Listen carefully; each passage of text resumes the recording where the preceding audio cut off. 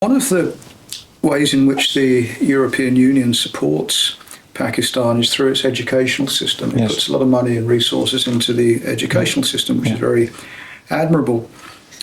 But there have been some questions asked about where this money is going. And I know, Mr Ruissen, that you put in a question to the European Commission asking, can the Commission assure that money is not going to madrassas? A madrassa is a very extreme Islamist institution. And to put it into perspective, most of the leadership of the Taliban went through Pakistani madrassas. Now, the European Commission responded to you. It took a few weeks, but they got there.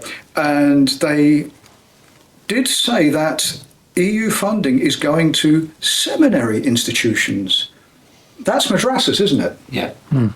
That's madrassas. So although they did not actually answer by saying, yes, we are supporting madrassas, I think that they very carefully and tried to word it delicately, but they not expose themselves to telling a mistruth. That's our taxes. Yes. Our taxes are going to fund institutions which train terrorists. You mean as taxpayers? As taxpayers, because the European Commission doesn't give its own money away, it gives taxes away. What can we do about this? What can we do to stop this? The answer was indeed very disappointing. What the Commission said, in essence, was, yes, we give money to the schools, to the education system, but we are not responsible for the content.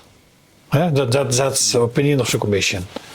But I see a big risk indeed that, at least you can say in an indirect way, we are subsidizing schools who teach to children, let's say, not to respect the other, but to hate the other. Supporting extremism and supporting discrimination. So yes, I have great concerns about that. I think that we have also to take that on board in the discussion about prolongation of GSP Plus status.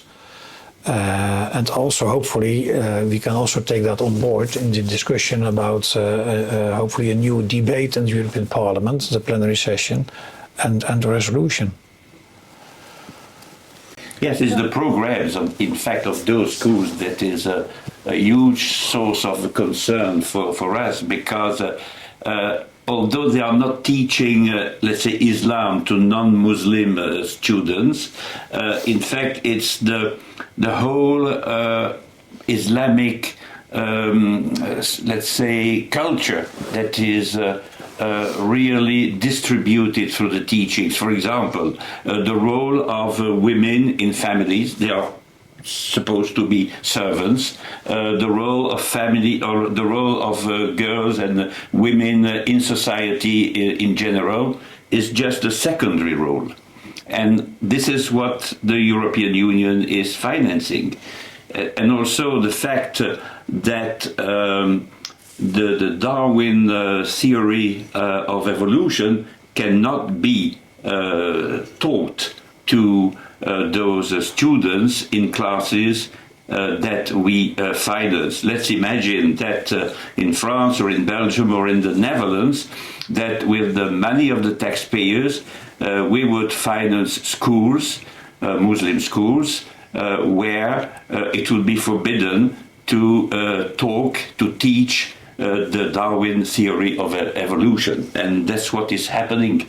And I don't think that taxpayers in Europe would agree to that if they knew, but they don't know. And I discovered that quite recently when a teacher was attacked by a group of imams and forced him to recount his academic freedom, I would say, and to say, I will not teach that theory anymore. And that was on the social media and it became viral, and that was also a means to terrorize other teachers who would want or like to be broad-minded and to be closer to academic freedom, and would say, okay, now I risk to be attacked by a mob, my family will be in danger, and so on. And those things are really invisible in any of the reports of the European Commission about the non-implementation of the big deal, I would say, between the EU and Pakistan.